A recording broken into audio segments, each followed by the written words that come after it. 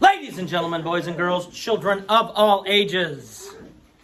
Today we're going to do 4 simplifying fractions problems. For example, and we've talked when we had our fraction pieces, I know that 4/8 is equal to 1/2. Now the reason I want to go down to 1/2 is I want to use as few pieces as possible. I mean, because I could do 125, 500, or 250ths. And that would equal 1/2 also. But your goal is to get it to as few pieces as possible. As few pieces as possible. Now to simplify fractions, we have to find a number besides 1 that will divide evenly into both 21 and 27. Now this is where your divisibility rules come in, and they're going to help you on a lot of these.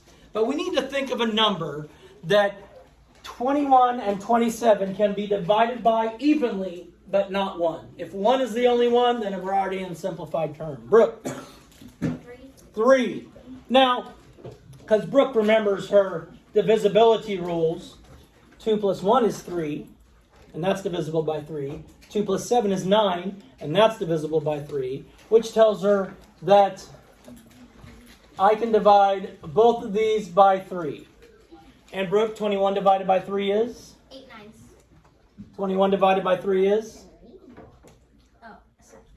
21 divided by 3 is 7. Good. 27 divided by 3?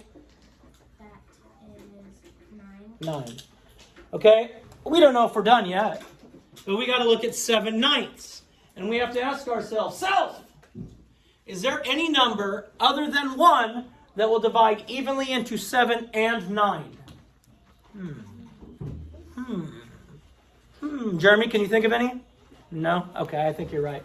There's no numbers other than 1 that can divide evenly into 7 and 9. Has to be able to divide into both of them. It has to be able to be divided. It has to be able to divide into both of them. If the only thing is 1, then that tells me my fraction is in simplified terms, in lowest terms. I can't make any fewer pieces. Yeah, I was going to say that. We have the fraction 5/15. Now we got to see. I don't know if it's in lowest terms or not. I guess we'll have to find out. So we have to ask to ourselves, self, is there a number other than 1 that will divide evenly into both 5 and 15? Mina? 5.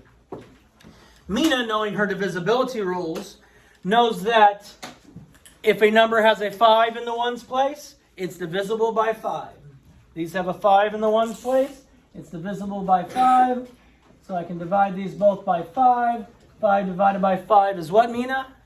1. 15 divided by 5 is what, Mina? 3. Good.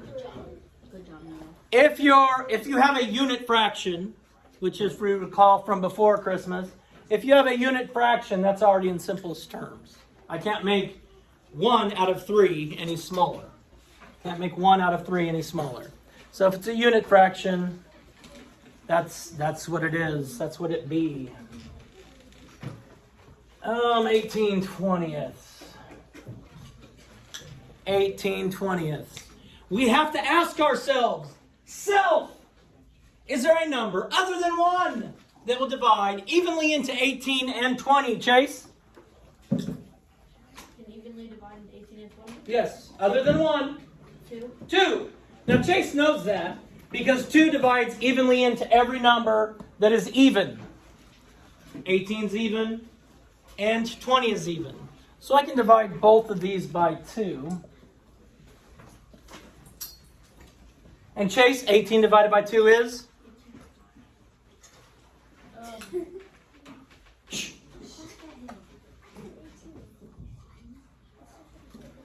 And Chase, 20 divided by 2 is? 10. Good.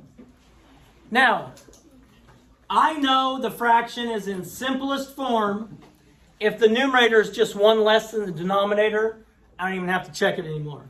The only thing that's going to divide evenly into both 9 and 10 is going to be 1. So it's already in simplest form. I don't have to make it any simpler. I can't make it into any fewer pieces. Oh, 11/55. 11/55. No, now I have to think.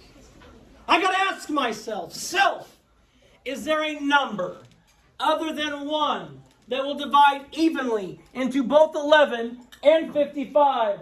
Sushana? 11. We can divide these both by 11. And Sushana? 11 divided by 11 is? 55 divided by 11 is? 5. This is a unit fraction. That tells me it's already in lowest terms.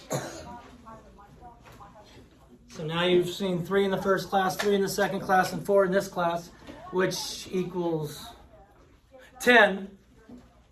So you have 10 different examples of me, your math teacher, teaching these. Boom! Shakalaka, peace out, God bless, love you, some kind today, save the bees. Please subscribe.